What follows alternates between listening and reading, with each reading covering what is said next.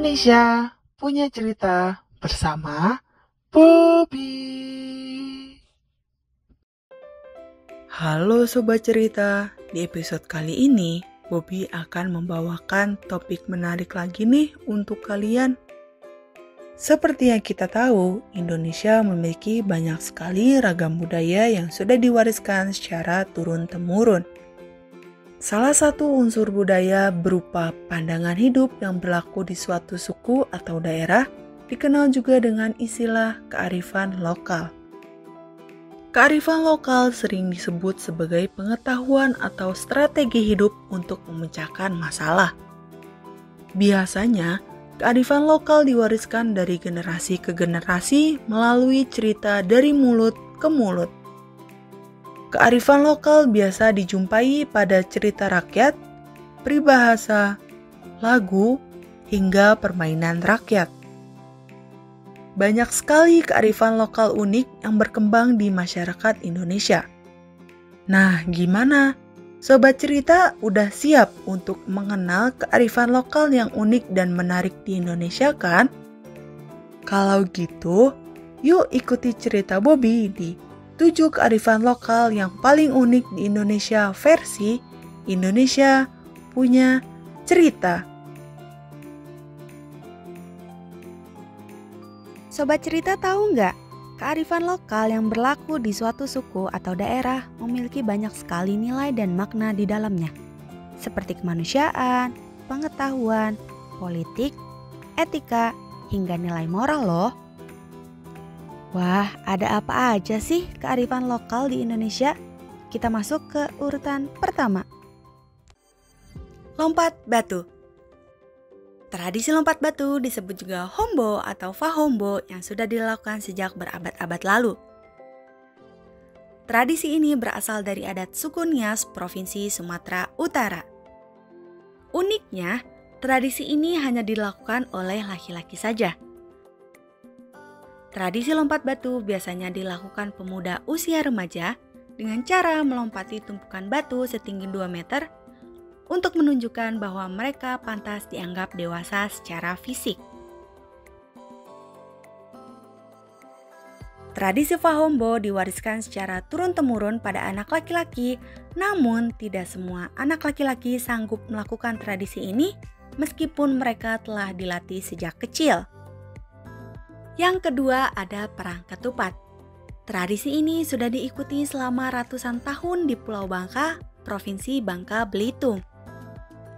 Seperti namanya, acara adat ini berlangsung dalam kondisi para peserta saling melempar ketupat sebagai senjata dalam perang ketupat. Tradisi perang ketupat masih hidup sampai saat ini dan sering disebut dengan istilah ruah tempilang. Acara ini biasa digelar setiap masuk tahun baru Islam 1 Muharram.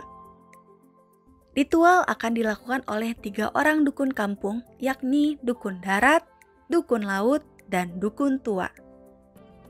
Pada tahap ini, ketiga dukun akan memanggil makhluk halus yang kemudian makhluk-makhluk ini diberi makan berupa sesaji yang sudah diletakkan pada rumah-rumahan dari kayu yang disebut penimbong.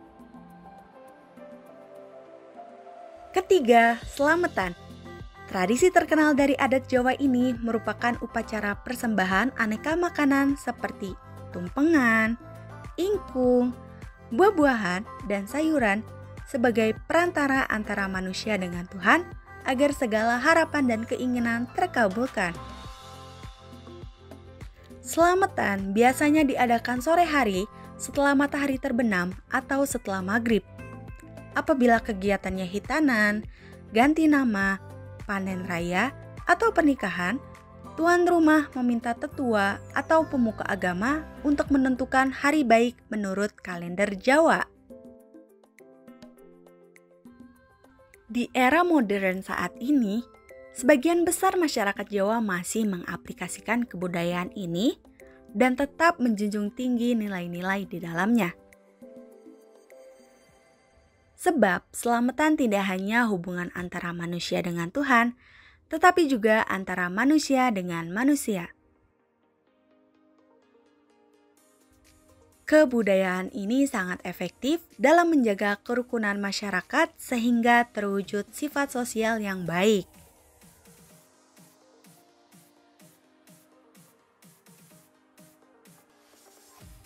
Keempat, ada garbek atau grebek yang merupakan salah satu upacara penting di Keraton Yogyakarta.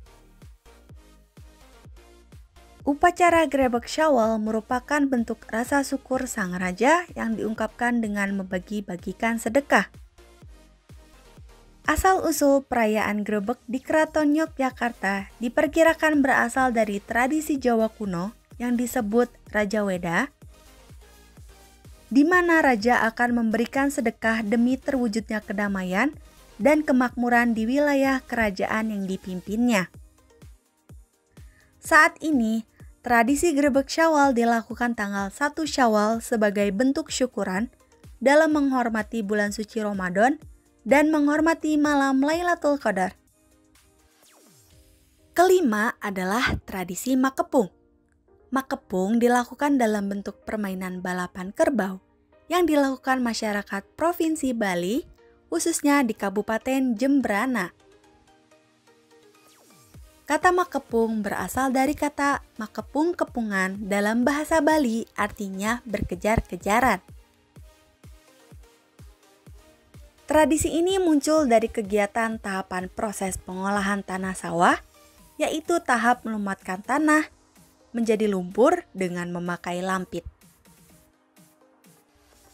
Lampit ditarik oleh 2 ekor kerbau. Lalu pada leher kerbau tersebut dikalungi gerondongan atau gongseng besar, sehingga apabila kerbau tersebut berjalan menarik lampit, maka akan kedengaran bunyi seperti alunan musik. Biasanya, tradisi dilakukan saat musim tanam padi sebagai sarana hiburan dan pengisi waktu luang. Keenam, ada Mak Nene. Mak Nene merupakan ritual yang berkembang di masyarakat Toraja, Sulawesi Selatan, di mana mayat yang sudah berusia puluhan bahkan ratusan tahun dikeluarkan dari liang kubur untuk dibersihkan dan diganti pakaiannya. Ada beberapa persyaratan yang harus dilakukan dalam ritual Mak Nene, seperti membuka patane atau kuburan berbentuk seperti rumah. Lalu keluarga leluhur juga harus mengorbankan binatang. Mak Nene dipahami sebagai cara memperhatikan mendiang nenek moyang. Jika masyarakat tidak menghormati arwah-arwah leluhur, maka dipercaya arwah leluhur pun akan mengabaikan keluarganya. Nah, kita sudah sampai di urutan terakhir nih, yaitu Te Aro Naweak Lako. Tradisi ini merupakan salah satu kearifan lokal yang berasal dari suku Amume di Papua. Te Aro Naweak Lako memiliki arti alam adalah saya.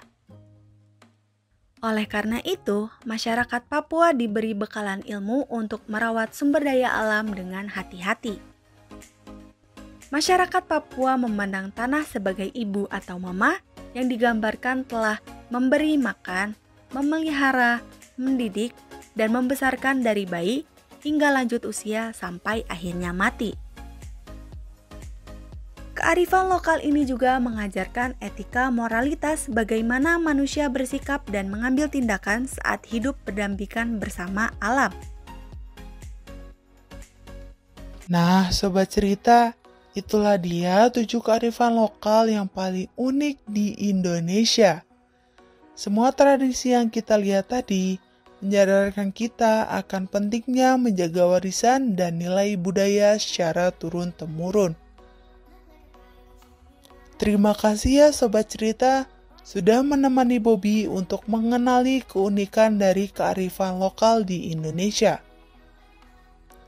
Sampai ketemu di episode selanjutnya ya Sobat Cerita. Dadah!